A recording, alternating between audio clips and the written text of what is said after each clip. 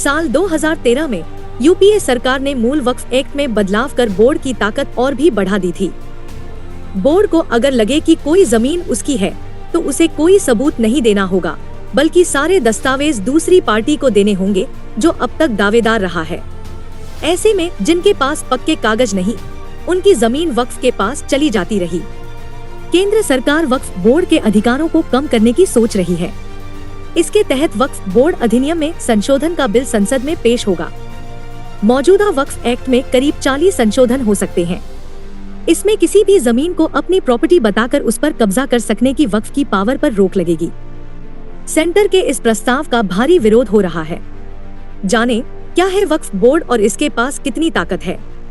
वक्फ अरबी भाषा के वकुफा शब्द से बना है, जिसका अर्थ होता है ठहरना। वक्फ का मतलब है ट्रस्ट, जायदाद को जन कल्याण के लिए समर्पित करना। इस्लाम में ये एक तरह का धर्मार्थ बंदोबस्त है। वक्फ उस जायदाद को कहते हैं जो इस्लाम को मानने वाले दान करते हैं। ये चलचल दोनों तरह की हो सकती है। ये दौलत वक्फ बोर्ड के तहत आती है। कोई भी वयस्क मुस्लिम व्यक्ति अपने नाम की प्रॉपर्टी वक्फ के नाम कर सकता है। वैसे वक्फ एक स्वैच्छिक कार्रवाई है जिसके लिए कोई जबरदस्ती नहीं। इस्लाम में दान धर्म के लिए एक और टर्म प्रचलित है, ज़कात। ये हैसियतमंद मुसलमानों के लिए अनिवार्य है। आमदनी से पूरे साल में जो बचत होती है उसका 2.5% हिस्सा किसी जरूरतमंद को दिया जाता है, जिसे ज़कात कहते हैं। वक्फ के पास काफी संपत्ति है जिसका रखरखाव ठीक से हो सके और धर्मार्थ ही काम आए। इसके लिए स्थानीय से लेकर बड़े स्तर पर कई बॉडीज हैं जिन्हें वक्फ बोर्ड कहते हैं। तकरीबन हर स्टेट में सुन्नी और शिया वक्फ हैं। इनका काम उस संपत्ति की देखभाल और उसकी आय का सही इस्तेमाल है। इस संपत्ति से गरीब और जरूरतमंदों की मदद करना, मस्जिद या अन्य धार्मिक संस्थान को बनाए रखना, शिक्षा की व्यवस्था करना और अन्य धर्म के कार्यों के लिए पैसे देने संबंधी चीजें शामिल हैं। सेंटर ने वक्फ बोर्डों के साथ तालमेल के लिए सेंट्रल वक्फ काउंसिल बनाया हुआ है। मिनिस्ट्री ऑफ माइनॉरिटी अफेयर्स के तहत आने वाली सेंट्रल वक्फ काउंसिल की वेबसाइट पर बताया गया है कि देश में फिलहाल कुल 32 वक्फ बोर्ड हैं। वहीं कुछ राज्यों जैसे बिहार और उत्तर प्रदेश में सुन्नी और शिया दोनों ही के अलग बोर्ड हैं। इससे उलट कई राज्यों और केंद्र शासित क्षेत्रों में फिलहाल कोई वक्फ बोर्ड नहीं।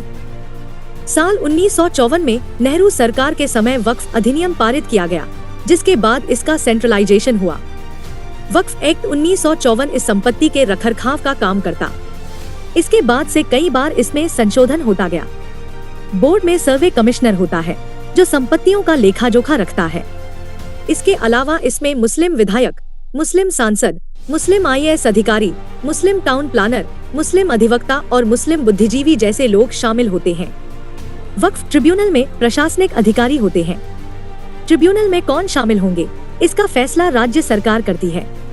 अक्सर राज्य सरकारों की कोशिश यही होती है कि वक्फ बोर्ड का गठन ज्यादा से ज्यादा मुस्लिमों से हो।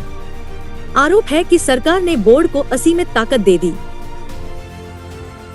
वक्फ संपत्तियों को विशेष दर्जा दिया गया है जो किसी ट्रस्ट आदि से ऊपर है।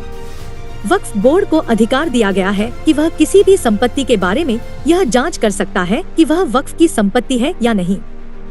अगर बोर्ड किसी संपत्ति को अपना कहते हुए दावा कर दे तो इसके उलट साबित करना काफी मुश्किल हो सकता है। वक्फ एक्ट का सेक्शन 85 कहता है कि इसके फैसले को हाई कोर्ट या सुप्रीम कोर्ट में भी चुनौती नहीं दी जा सकती। कुछ समय पहले भाजपा के नेता हरनाथ सिंह ने आरोप लगाया था कि तमिलनाडु में वहां के स्टेट वक्फ बोर्ड ने तिरुचिरापल्ली जिले के एक पूरे गांव पर ही मालिकाना हक जता दिया था। महाराष्ट्र के सोलापुर में भी कुछ ऐसा केस आ चुका। उत्तर प्रदेश में भी वक्फ बोर्ड ने बड़े पैमाने पर संपत्तियों पर दावा जताया था, जिसके बाद योगी सरकार ने आदेश जारी की वक्फ की सारी संपत्ति की जांच होगी। ये बात साल 2022 की है, लेकिन सर्वे के नतीजे सामने नहीं आ सके। वक्फ बोर्ड जहां भी कब्रिस्तान की घेराबंदी करता है, अक्सर उसके आसपास की जमीन को भी अपनी संपत्ति करार दे देता है। कानून ये जरूर कहता है कि प्राइवेट प्रॉपर्टी पर वक्फ अपना दावा नहीं कर सकता, लेकिन ये तय होना मुश्किल रहता है कि कोई संपत्ति निजी है। जमीन के पक्के कागज न होने पर दूसरी पार्टी की प्रॉपर्टी चली जाती है, जबकि वक्फ को अपनी बात साबित करने के लिए कोई कागज नहीं देना होता है। वक्फ मैनेजमेंट सिस्टम ऑफ इंडिया के मुताबिक देश में करीब 8,55,000 से ज्यादा संपत्तियां ऐसी हैं जो वक्फ की हैं। सेना और रेलवे के बाद देश में संपत्ति के मामले में वक्फ तीसरा सबसे बड़ा भूमि मालिक है। उत्तर प्रदेश में सबसे ज्यादा वक्फ संपत्ति है।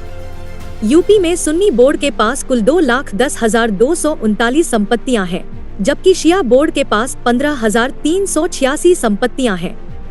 हर साल हजारों व्यक्तियों द्वारा बोर्ड को वक्फ के रूप में संपत्ति की जाती है, जिससे इसकी दौलत में इजाफा होता रहता है। केंद्र ने वक्फ बोर्ड के असीमित अधिकारों को कम करने के लिए एक प्रस्ताव दिया। इसमें वक्फ की संपत्ति का वेरिफिकेशन अनिवार्य होगा। ऐसा ही वेरिफिकेशन उन संपत्तियों के लिए भी होगा जिन पर निजी प्रॉपर्टी होने का शक है और सालों से वहां रहते आ रहे लोगों ने दावा किया है। एमीन चीफ असदुद्दीन ओवैसी ने संशोधन की अटकलों के बीच गुस्सा जाहिर करते हुए कहा कि सरकार वक्फ बोर्ड की ऑटोनॉमी छीनना चाहती है, जो धर्म की आजादी के खिलाफ है। कई मुस्लिम संगठन भी बिल के विरोध में हैं।